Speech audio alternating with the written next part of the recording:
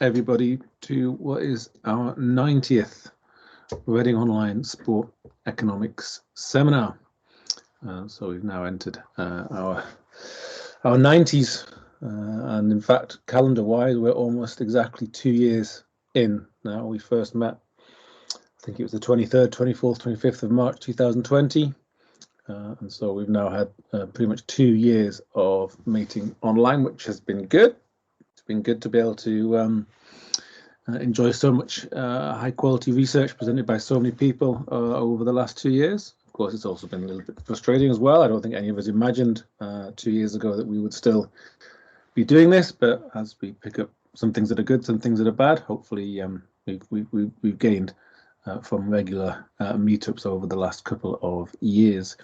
Just in terms of administration before we get going, first thing is I am starting to fill the schedule for after Easter, taking care not to put events on when there are conferences. And so if you're interested in presenting after Easter, there'll be one talk in April, possibly one in May, and then a number in June, July, August. Please do get in touch. And as always, really keen to ensure that the balance, the gender balance and the diversity of the talks is as good as we can get.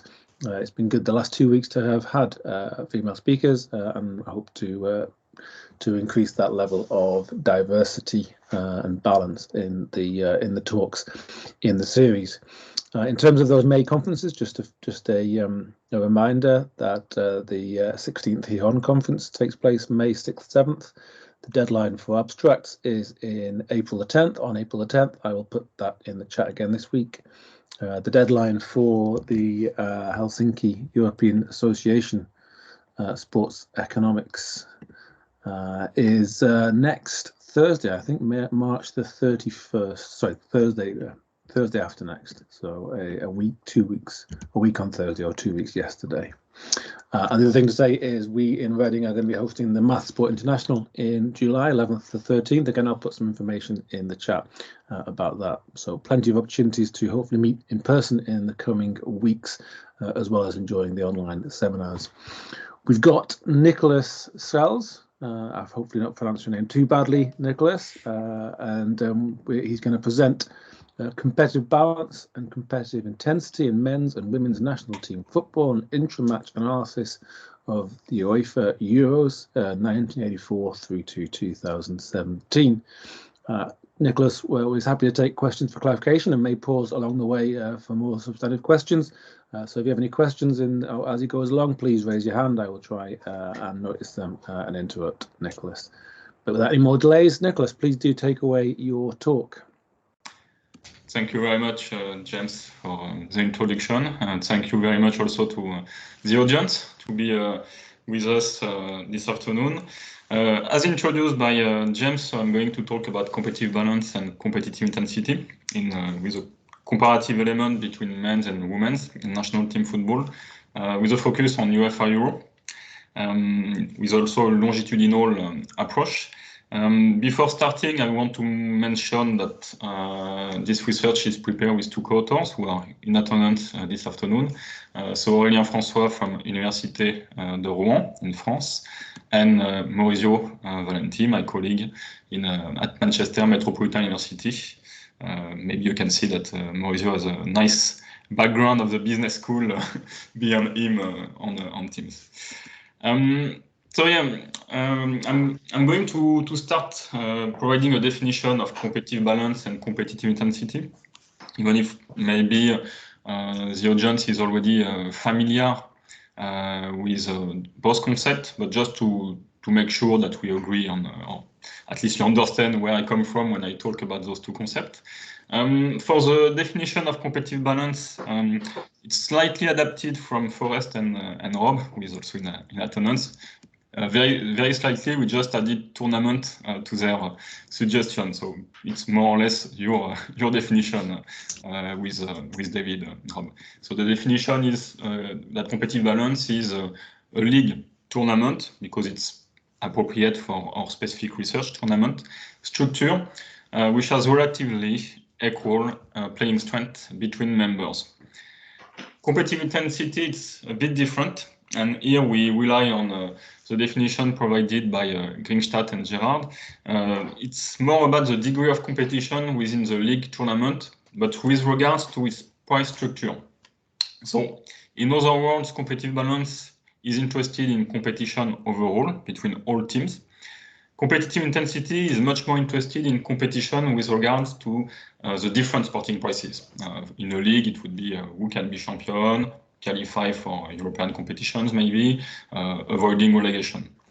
Now, even if both concepts are different, in the end, they both contribute to outcome uncertainty, which of course is known as a key concept in sports economics. And this outcome uncertainty is supposed to impact demand. So this is to introduce the definition to make sure we agree on what I'm talking about. Now, in terms of research aim and questions related to this presentation, the main broad general aim is to produce some evidence that can contribute to the advancement of the line of research which is concerned with gender comparison in sport. It's quite growing, and more work on women's sports, women's football, more and more on comparing with men. So we want to contribute to this overall setting. With two research questions specifically for our research on UEFA Euro. The first is, how have competitive balance and competitive intensity evolved over time in UEFA men's and women's Euro? So it's more a within analysis. We are looking to men first, then women, and see over time competitive balance and competitive intensity have evolved. The second question is a between analysis. It's how have competitive balance and competitive intensity compared over time between both competitions. In terms of structure, I'm going to follow in the presentation. I will start with a short literature review, just to clarify a bit the concept and potential determinants of competitive balance and competitive intensity, especially when it comes to national team competitions, but also in gender studies. After, I will provide you with an empirical setting, a bit more details about UEFA Euro, both for men and women, and provide you with some hypotheses. After, I will describe the methods, and in particular, how we measure exactly competitive balance and competitive intensity. As mentioned in the title, it's at the intra-match level, so I will describe the exact measures we used. After, we will provide you with the results, and classically with the discussion and conclusion. With the literature review, I will start by discussing the determinants of competitive balance and competitive intensity, specifically in national team football.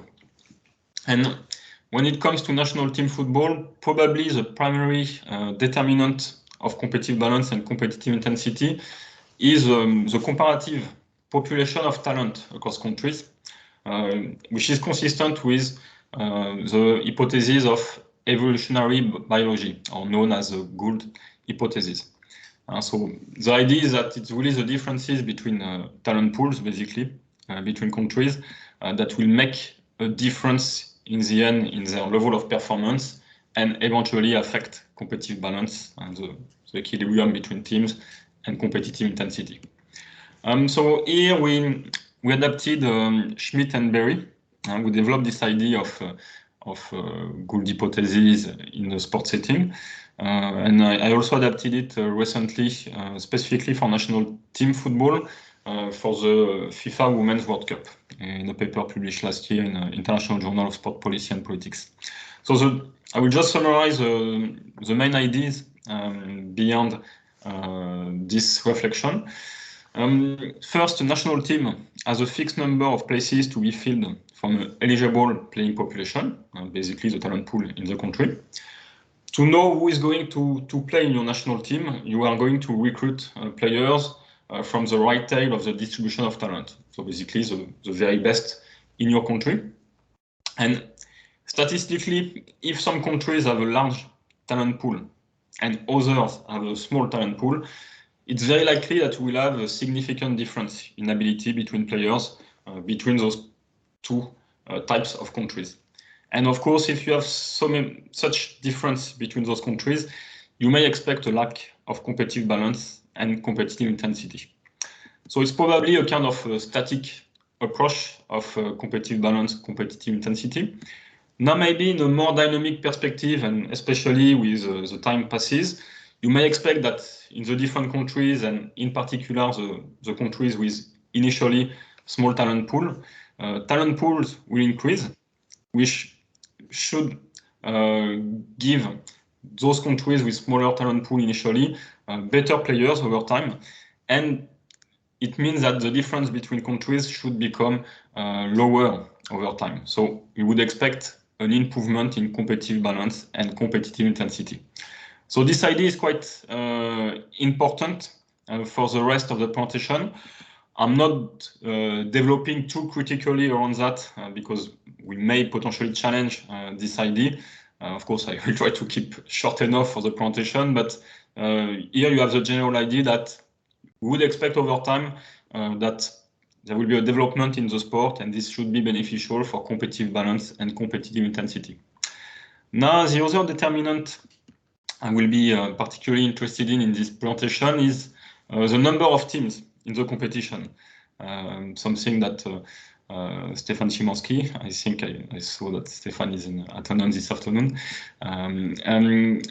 So stress that it's an important factor when it comes to competitive balance and the design of sporting competitions. And applied to national team competitions, it's about finding the right number for competitive balance and competitive intensity. If you have too many teams, maybe it means that we'll accept some teams that are not that competitive, and it may lower competitive balance and competitive intensity. So it will also be something important because we will see that over time, the number of teams has changed in both men and women Euro. So in terms of measures of competitive balance and competitive intensity in national team football, it's mainly, I would say, at the match level that competitive balance and competitive intensity have been approached for national team football. And when I say match level, it can be either before, pre, after the game, post, or intra. And today we are going to be more interested in the intra measure. So quite quickly, pre-match competitive balance can be the difference in rankings between countries, used by quite a number of authors that you can read on the right in the table. In terms of pre-match competitive intensity can be the importance of games. For example, is it a friendly, is it a qualifier, is it a final? Depending on the importance of the game, you may not expect exactly the same audience, for example, TV audience or stadium attendance. In terms of post-match competitive balance, you can look at the goal difference at the end of games, something I have done in my own research, also done by Papanikos in 2017. And now some intra-match competitive balance measure can be the goal difference at halftime, a measure used by Dan Van Riet and Nikita Ozokin in their paper in Journal of Sports Economics. Or you can also look more generally at the overall intra-match competitive balance and competitive intensity during the whole game, not only at halftime. This is the measure I am going to develop a bit further later. And the intra-match measures overall, based on the research I have done with those measures in FIFA Women World Cup, already in the past on UEFA Euro in men, they show that there was a supportive of the good hypothesis, the idea that over time, competitive balance and competitive intensity will tend to improve, probably as a result of the development of football in the different countries. That means that we have more and more competitive teams which reflect positively on competitive balance and competitive intensity. However, in the research I have done so far, the number of teams does not really appear as a determinant of competitive balance and competitive intensity. So either because it has been counterbalanced by the development of football over time and the fact that you have more and more teams competitive, or maybe simply the number was suboptimal in the past. For example, there were 16 credible teams and only 8 were taking part in the tournament. So of course, when you move from 8 to 16, yeah, it's fine because we had already 16 teams competitive. So yeah, this is the funding in previous literature.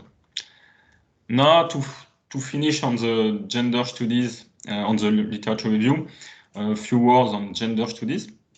I would say that overall, when we review the literature in gender studies, there is a general consensus about competitive balance and competitive intensity being lower in women's than men's sports, which is in line with a good hypothesis. Why it's in line with a good hypothesis?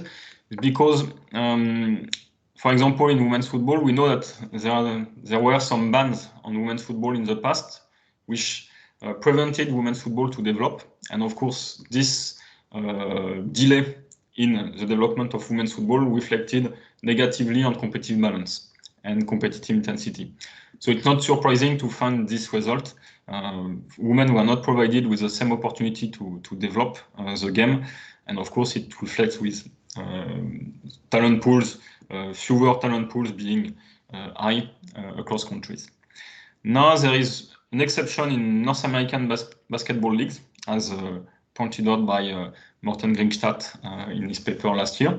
And here, opposite to what I said earlier, that number of teams does not seem to really matter in national team competitions. Here, actually, probably the number of teams is one reason, because in the women's league in North America basketball, there are only 12 teams against 30 in NBA. So maybe the fact that the women's team limit the number of teams make sure that they are all competitive. So now I will go to the empirical setting and the hypothesis, and starting with some elements about the evolution of the number of teams in UEFA Euro over time.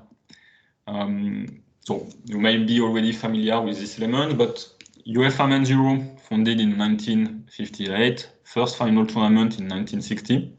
At that time, 17 teams in qualifiers, 4 teams in final tournament. Now, if you look at UEFA Women's Euro, founded in 1982, first final tournament in 1984, 16 teams in qualifiers, 4 teams in final tournament. So we may think, fine, men and women were more or less at the same stage when they started.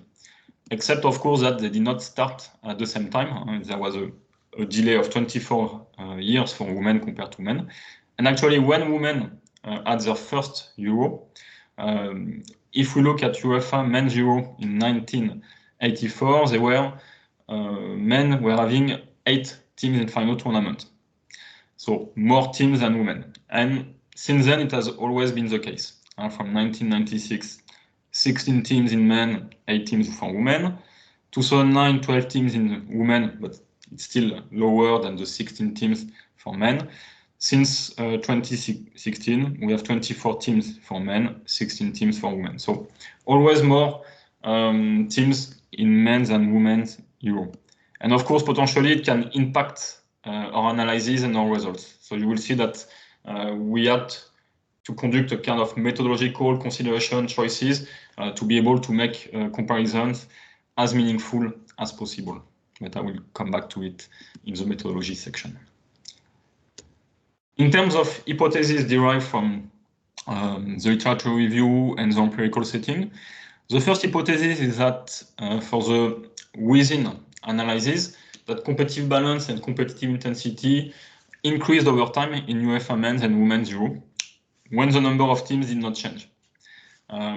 So we would expect an improvement over time, number of teams being equal, due to the development of football over time and to the fact that you have more and more teams that are competitive. So we would expect that it would have a positive impact on competitive balance and competitive intensity, consistent with previous literature. Second hypothesis, so this second hypothesis for the between analysis now, is that competitive balance and competitive intensity were higher in men than women.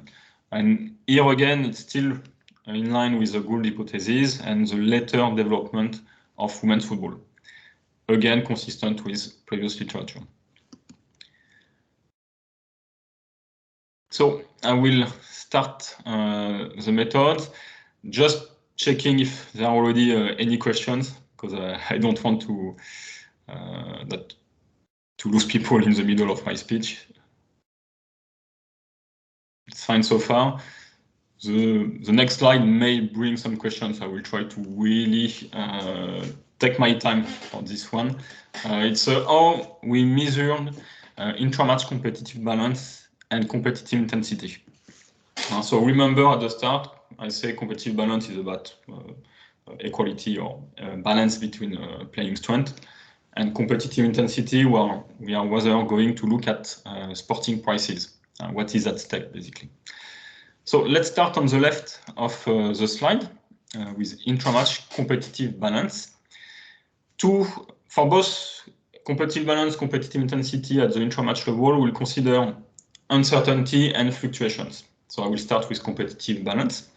Uncertainty, as you can read, is the percentage of game time with a score difference of no more than 1 goal between teams. So let's consider that you have a game between two teams. You have 1-0, 1-1, 2-1, 3-1. So of course, as long as you have not a gap of more than 1 goal uncertainty, if the 3-1 is at the 81st minute out of the 90, it means that the uncertainty in this game will be 81 divided by 90, 90%. So this will be the way we would measure uncertainty for competitive balance. Fluctuations, you can see the number of times a goal determines a change on the state of the score. So by state, what we mean is when there is a change from draw to a team leading or to a team leading to a draw. So basically, if you have 1-0, 1-1, 2-1, 3 fluctuations, because every time it's from draw to a team leading to draw to a team leading. By contrast, when you go from 2-1 to 3-1, no fluctuation because it's still the same team leading. And so in this example, you would have 3 fluctuations. Now, hopefully it's clear. Let's move to intra-match competitive intensity. So same components, uncertainty and fluctuation, but now we want to take into account the sporting prices in the reflection. So uncertainty, it's not exactly the same definition now, because now we are interested in the percentage of game time where the next goal can change the situation of a team in relation to a price. So I will try to illustrate that.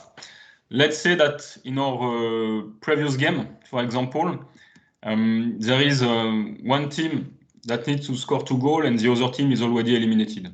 For example, you are in the group stage. So because one team needs 2 goals and the other does not really matter, when you start the game 0-0, there is no direct uncertainty because the next goal is not going to change the situation for the team which has still something to compete for and needs 2 goals. But if this team score 1 goal, 1-0, now we are in uncertainty. If we go back to 1-1, we are not in uncertainty anymore because, of course, scoring 1 goal will not be enough for the team that needs to score 2 goals. 2-1, we are again in uncertainty because 1 more goal and the team that needs to score 2 goals will have scored the 2 goals. 3-1, we are still in uncertainty because, yeah, this team has reached the objective of having a margin of 2 goals, but the other team can still score another goal, which means that we would come back to a gap of 1 goal. And it would mean that the team needing 2 goals would not reach the objective of having a margin of 2 goals. So I hope it's clear enough, this idea of competitive intensity, but it's really considering, okay, when you need just 1 goal to be able to change your situation in relation to sporting price. If I apply what I have just described to fluctuations, so fluctuation, you can read, is the number of times a goal changes the situation of a team in relation to a price. I will stick to my example. This team that needs 2 goals.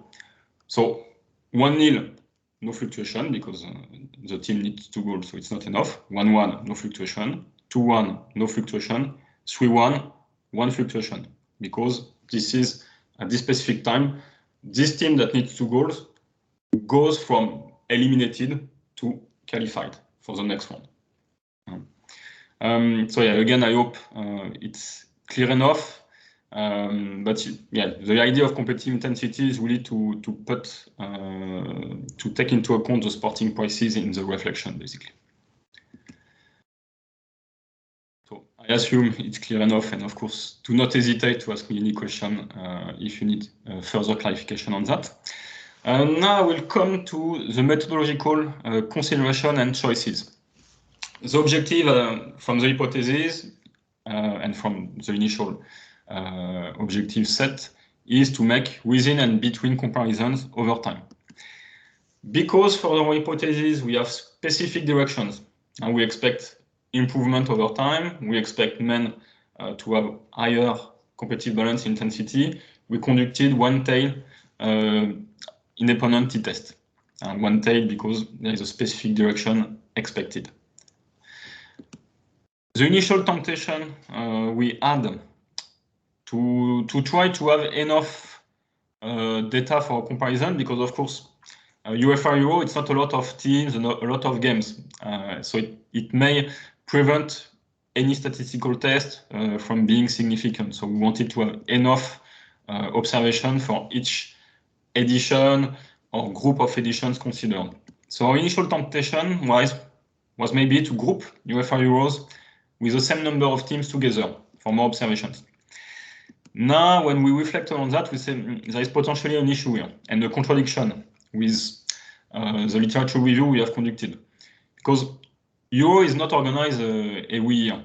It's organized every 4 years, at least since 1997 for women. And 4 years might be enough for countries to develop their talent pool. And maybe it means that between Euro 80 and 92, you would expect already an increase in competitive balance and competitive intensity. So if this is the case, what is the point of grouping those 2 editions together, even if they have the same number of teams? If we expect an increase in competitive balance and competitive intensity over 4 years, there is no point grouping together those editions. So our preference based on this premise that maybe it's not the most meaningful to group together Euros with the same number of teams, our preference was to go for edition per edition. But of course, there is this limitation, especially in a Women's Euro, of a limited number of observations per edition. And also this question of how we can compare editions with different numbers of teams and games. So we try to consider these elements. And based on these considerations, we had to make some choices, and of course we'll be very interested to have some feedback on those choices.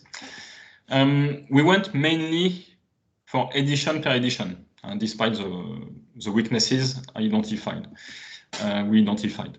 Some exceptions were for UEFA Women's Euro, which was organized every 2 years from 1987 to 1997. So what we did over this 10-year period, we grouped together 87, 89, 91, 93, and 95, 97. And we consider as single editions just to have a bit more data for the comparisons. And also because with only a gap of 2 years, we consider that probably it's less likely that football will develop significantly over those 2 years compared to 4 years.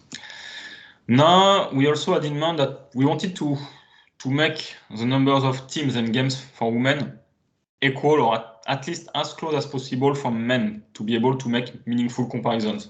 Because we found that it would not really make sense to compare men with 16 teams against women with 8 teams. We wanted to try to have something closer. So what we did is that when possible, we added the playoff for women. And you will see in the coming slide that mechanically it makes the number of teams considered for women for each edition much more in line with men. Before presenting the number of teams and games. Just a short comment that I will present the result for the very first edition of Women's Euro in 1984, despite the fact that there were only 4 teams, 6 games, no playoff. So only 6 games. So it will be included, but it's more for information. We cannot really derive meaningful results here. So here you have the overview of the number of teams and games. I'm not going to comment too much in depth, but just so that you have a general idea that, of course, for men, it's only the final tournament, so it's straightforward, 8 teams, 16 teams, 24 teams. For women, you can see the number of teams. We really try to make it as close as possible. It was not possible to have perfect fit, but as close as possible, the number of teams and games as men in women to be able to make meaningful comparison. Short comment maybe for 2017. We just stick for final tournament for women because the playoff involve only 2 teams. So we would just add 2 more teams, 2 more games, basically. So we consider it was not really useful. And the number of games, as you can see, between 200 and 251 games per gender. I'm going to present the result. Sam, I just maybe check if there are any questions at this stage, and also a break maybe for the audience.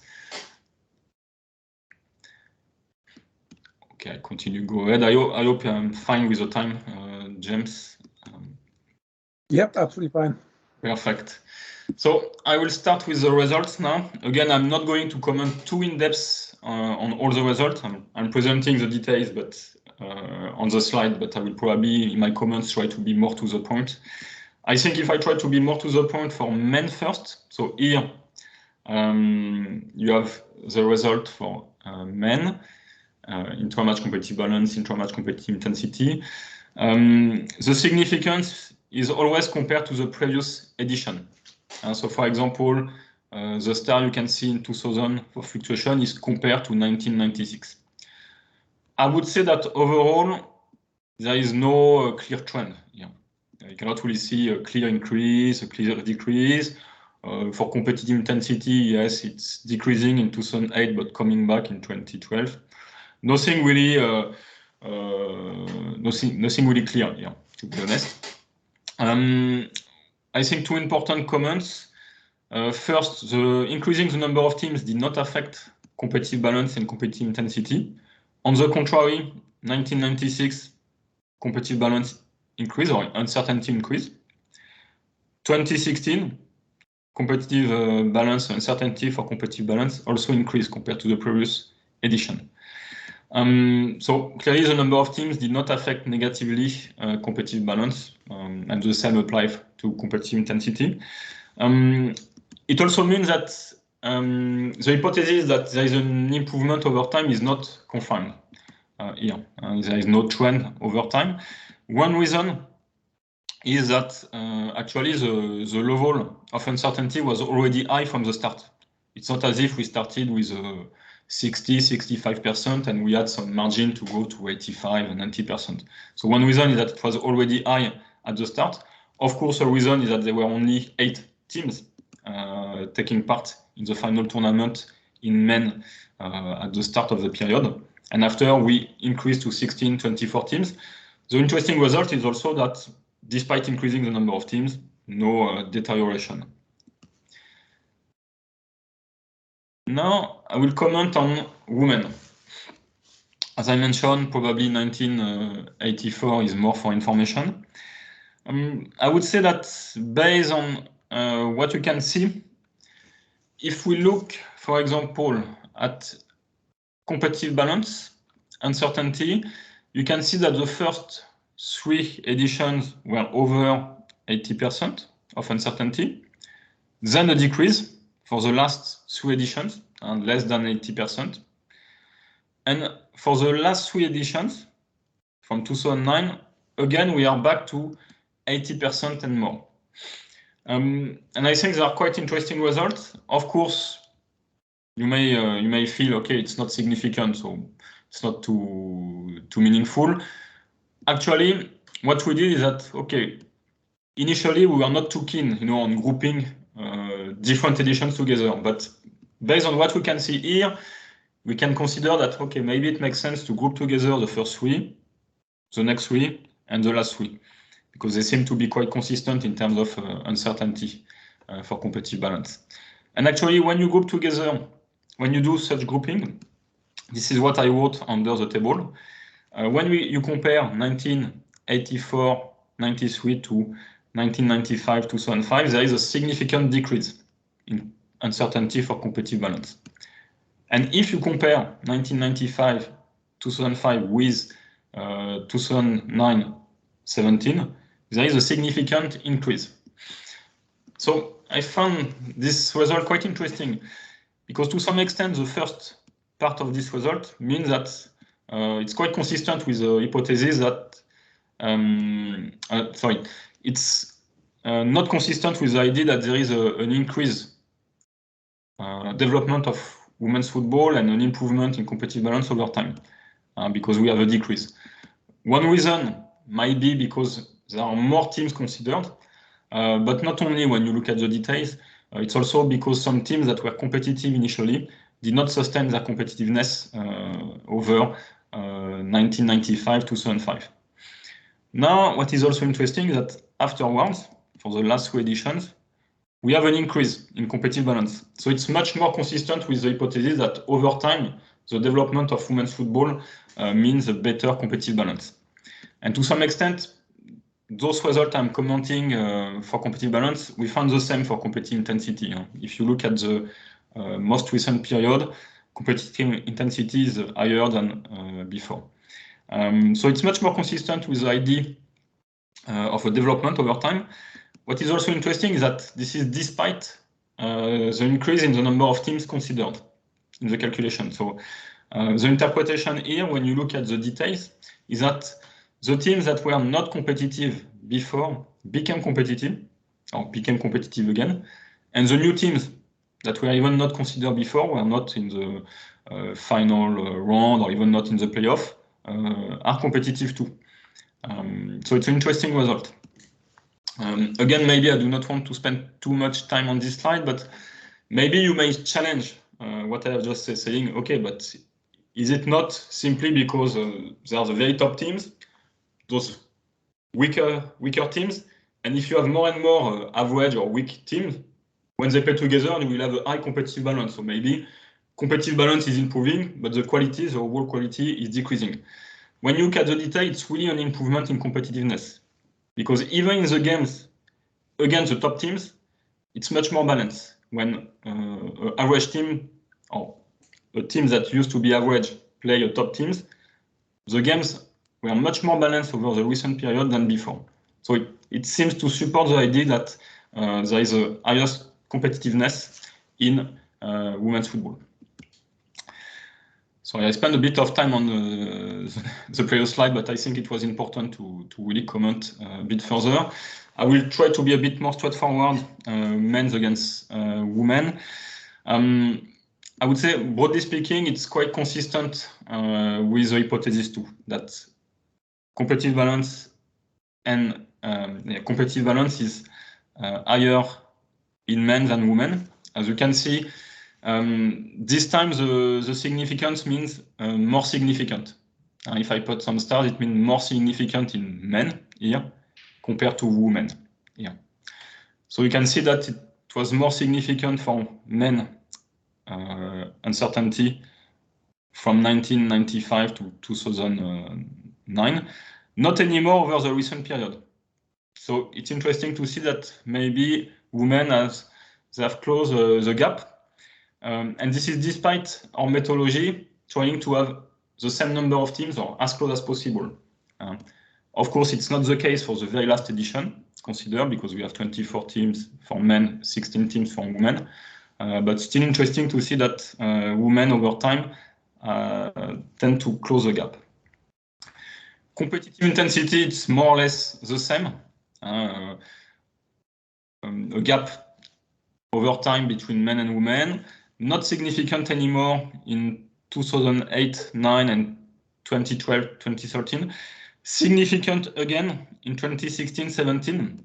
Here the reason is that I know there are a lot of criticism toward the new format for men's Euro, the 2014, the 6 groups, the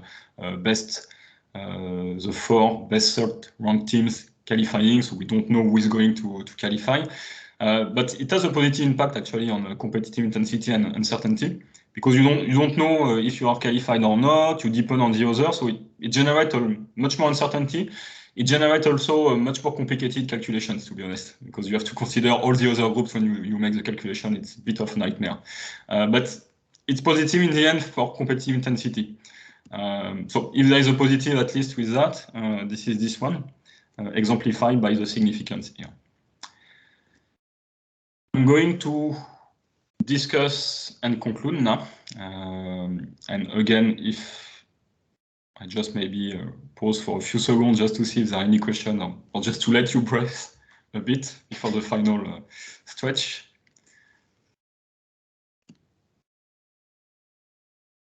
I will summarize the key results just to make sure that you can make sense of all the elements I have just described.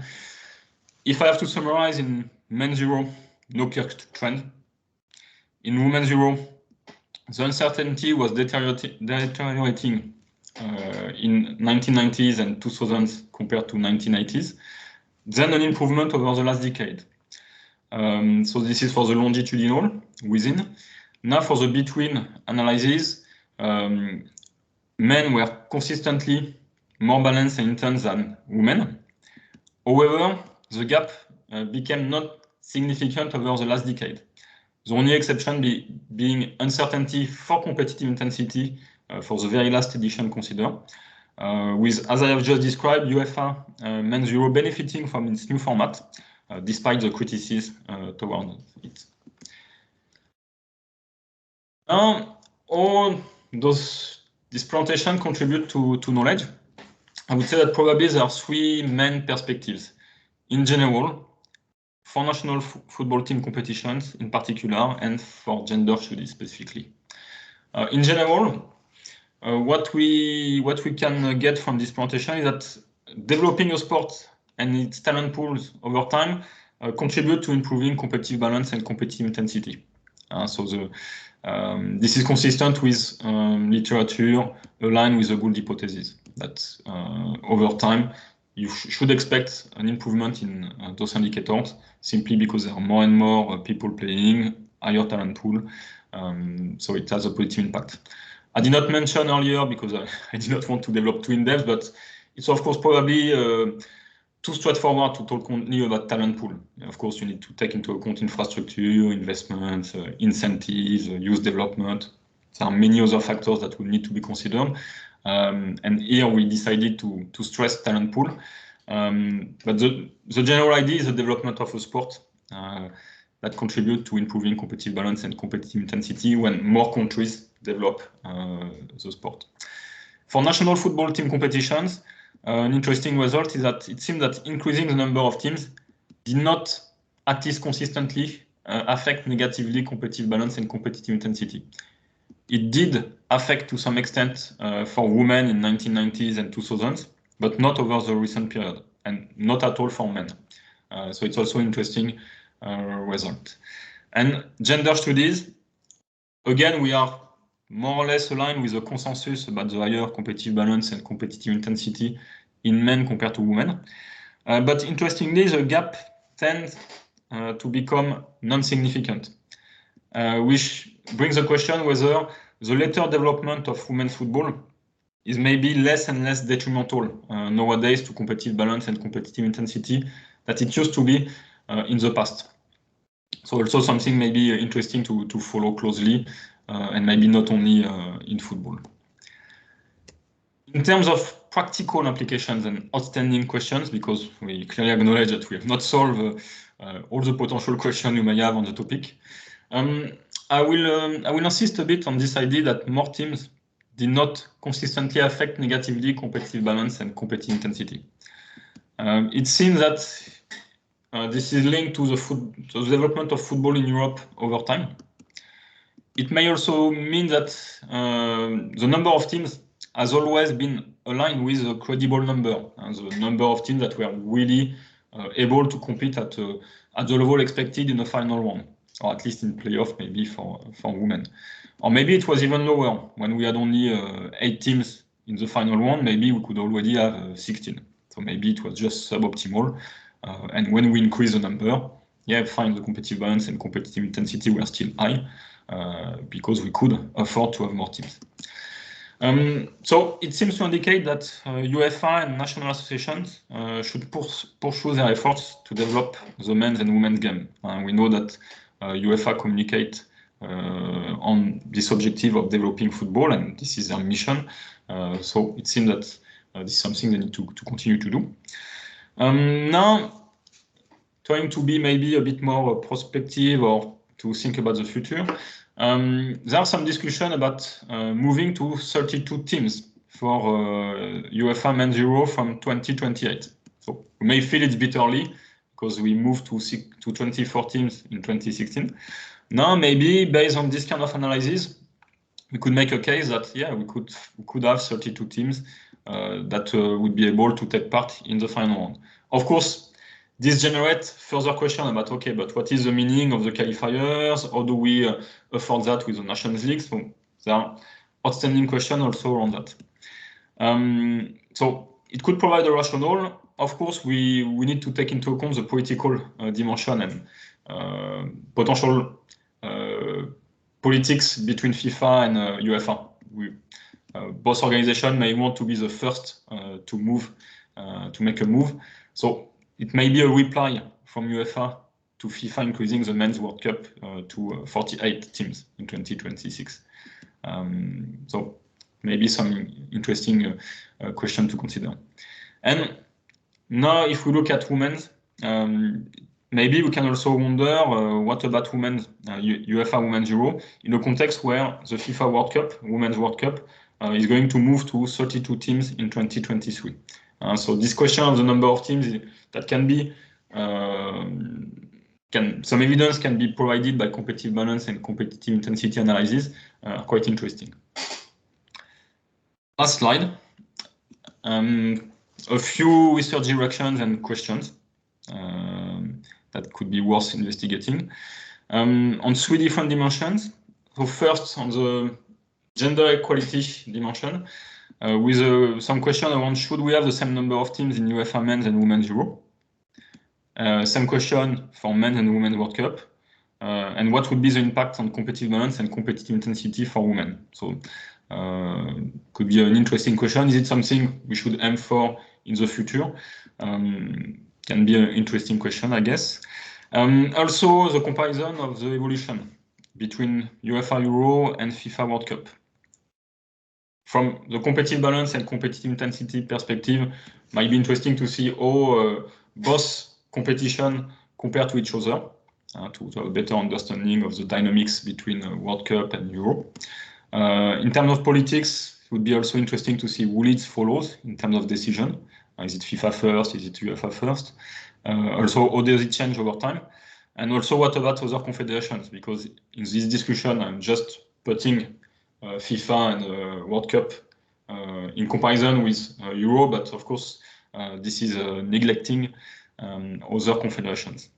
And more from an economic perspective, of course, the question that probably would interest sport economists, and coming back to my very first slide about the final result being that it's supposed to attract more demand. How do intra-match and competitive balance and competitive intensity relate to demand? Stadium attendance, TV audience, maybe social media following in the context of national team football. It's not easy to find the data for that, but maybe with the recent progress, it may become easier and easier. Thank you for your attention. I hope I have not been too long and clear enough. And of course, I'm happy to take any question that may come now. Great, thank you much, Nicholas. I'm going to give you the team's applause. That was certainly not over time. You're within the time allotted to you. And a very interesting talk as well. Questions and comments?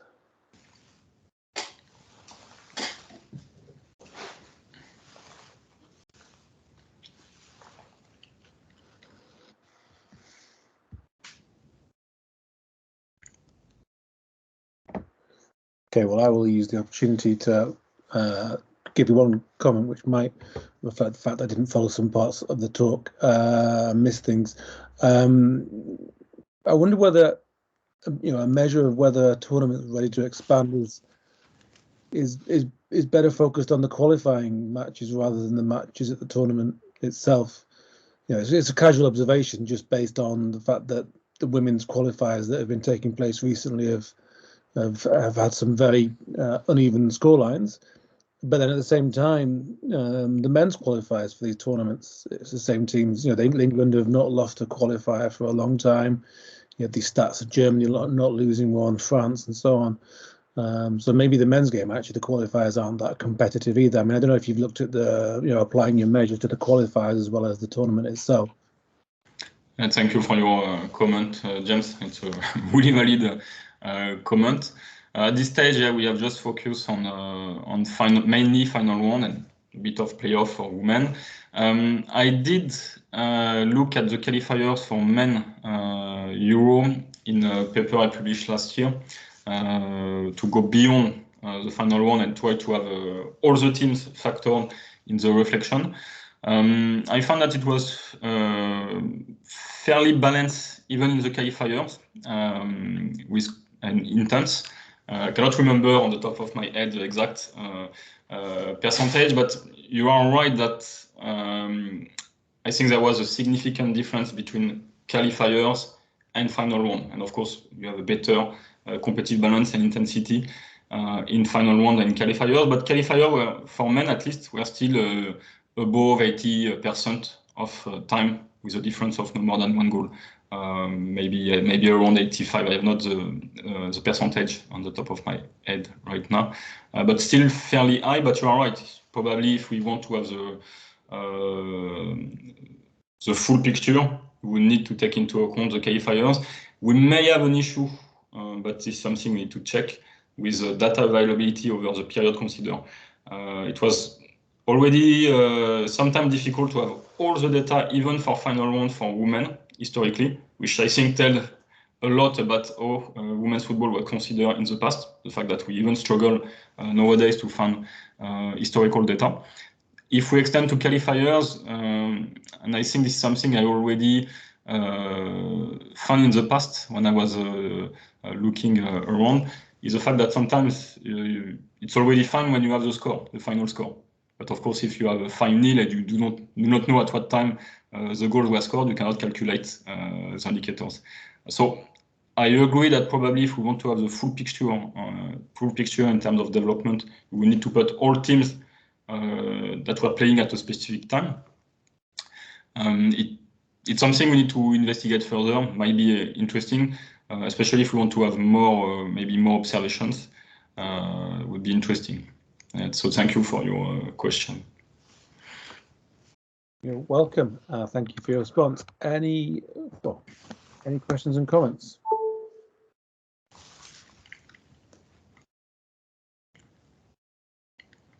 And do not hesitate to ask tricky questions. I think this, with Aurélien and Maurizio, we want to have a feedback that can really help us improve the research. And I think your comment was definitely very valuable, James, in terms of direction for further improvement. So do not hesitate if you feel it might be a bit harsh question on a Friday afternoon just before the weekend. It's fine.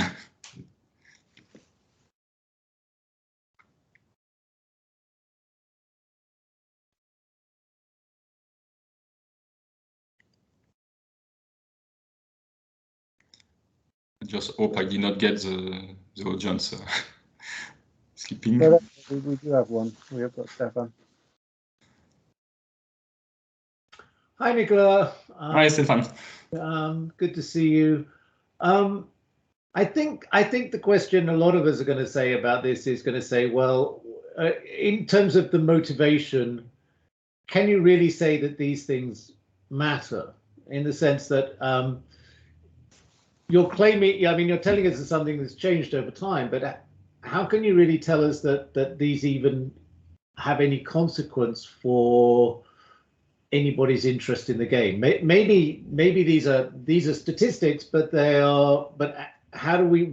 You have to persuade us that we should care about these statistics, and the fact that they've been used in previous research doesn't necessarily really tell us that we should care about them. So if you tie this to some measure of demand, or then I think you start to persuade us that there's something in it. But I think that I think is the difficulty here, is that yes, these are statistics, and yes, you tell us these statistics can change over time, but we're yet to be convinced that these statistics are of relevance to the level of interest or demand for the game itself. Yeah, thank you for your comment, Stefan. And yeah, I fully understand that from a sports economics perspective. Of course, in the end, what we want to know is, okay, what is the impact on demand? As I mentioned, it's very difficult to find the data to check that. And I understand if you say, yeah, but in this case, maybe you would have needed to think about it from the start, that you would have an issue here. I think it's more in terms of development of sport, and if you look at the objective that can organization like FIFA, UEFA set to themselves in terms of development and making competition more competitive, it can be interesting, at least for these organizations, to have some evidence of, okay, what is the impact of what we are doing to develop the sport, and how does it affect the competitive balance of our competition, because they clearly assert those objectives are key for their development. After, are they right, wrong, should they focus on something else? Should they just care in the end on fan demand? I agree, it's a key question in sports economics, but they have still, I think, some value for this organization to understand, okay, we try to develop or to help national association develop football. What is the impact of this development on competitive balance of our competitions? So it's probably a way to look at it, even if I understand from a sports economic perspective, and especially if we look at the uncertainty of outcome hypothesis literature, which is interested in the impact on demand. This is something missing at this stage. So we are much more on the analysis of competitive balance literature, which is more interested on the evolution and the reason behind this. But I agree with you. What would be optimal would be to have some data about impact.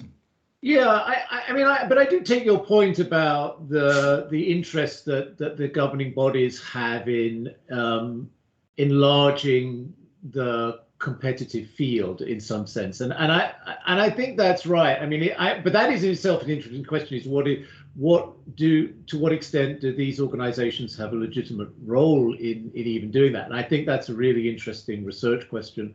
So one way you might approach it is, instead of focusing on these sort of abstract summary statistics, which, as which are only very loosely based on any measure of interest or demand, why not focus more on the individual clubs and start thinking about, so one question would be, so how often do the same clubs appear, and how successful are those clubs? And think about it really in terms of, because I think that would then get to your point about, because we're in a sense, what would be the interest of the governing body is not the abstract statistics, but actually, are we seeing more clubs? Is the identity of clubs changing over time? And that, I think, you might have a stronger argument for that. And you could actually do that with your data, because you've got the names of the clubs and you've got about their history. Yeah. Thank you for your point, Stefan. I understand how it aligns with more this notion of domination over time or evolution over time. There may be a potential methodological issue in the sense that if we are looking at success, probably this is something we can do. If we are looking to access, because they allow more teams over time to access the final one, I guess we would probably need to be focusing on final, or who is winning, who is reaching the final, who is reaching the very last stages, to make sure that we have something consistent over time. But no, I do take your point about who is basically in contention for the final right. I mean, final win. Just the names of the clubs in the last 16 and how they change over time, that in itself seems to be something that would be of interest, I would have thought. And I think there's another interesting point here, thinking about, is it the, because when you start thinking about it, is it the clubs that you care about, or when you were talking about the kind of Gould hypothesis, that's more about the players and the concentration of talent amongst the players. So, and I think one of the things to think about here is about the extent to which you can think about whether the distribution of talent is changing over time, or whether the concentration of talent in particular clubs is changing over time. And I think particularly in Europe, where we have a system that enables essentially big clubs to buy their way to the top, which you tend to not have in the United States, I think that might be something you could look at here as well. Yeah, thank you for this comment too, Stefan. Yeah, we try to adapt, this Gould hypothesis to the context of national teams, because of course, when you look at leagues, basically you will maybe look just at one graph about the distribution of talent. Now, when you have several countries, it's almost you will look one country by one country and how many players they have in the country. And what they can expect for their very best. So it's almost, you need to compare as many graphs as many countries you have. So we try to adapt a bit this thinking, because I cannot say one weakness that I can acknowledge is that, of course, we have not the exact data over this period about the number of players in each country, in men's football, in women's football. And again, this is an issue in terms of data availability over time, to be able to really check the exact talent pool and how this affect the performance of a country at a specific time. Would be very interesting to do, and maybe over a more recent period, over maybe the last 10 years, we'll be able to do that. Yeah. But I think one thing you could do even with this data is to look at the concentration amongst the clubs, because you will know which club each player in each championship was playing for. So if you played for the national team, you know what their club team was as well. So you could start to look at the concentration of players in the club team. That would at least give you some sort of sense about competitive balance in the in national club as well. Yeah, no, it's really really interesting point. Yeah, thank you for making this point, because it's definitely something worth investigating further. We did not go yet on the identity of the players in the national team, but yeah, I think it's definitely a good direction, because we'll find easily the identity of the players. I guess even for women's football, we should be able to find this information, and we should be able to link to the clubs. We may have some issues when we look at the very early women's Euro to have data available for their specific clubs, but still worth checking and see what we can get from there. Thank you very much for this suggestion, Stefan. Thank you, Stefan. Thank you, Nicholas. Any more questions and comments?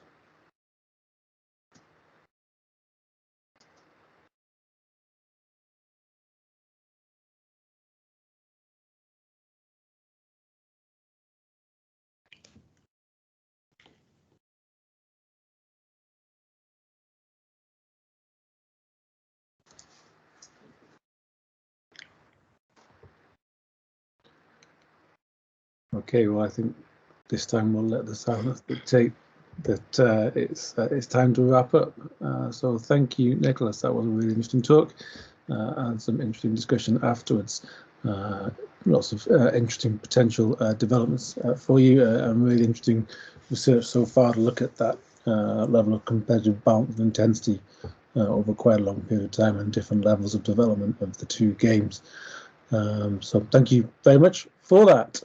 One thing that I didn't mention at the start was something that we've mentioned at the last couple of sessions, is the what was the East and West Football Economics Conference has become the Western Football and Finance Conference for this year on the 26th and 27th of May.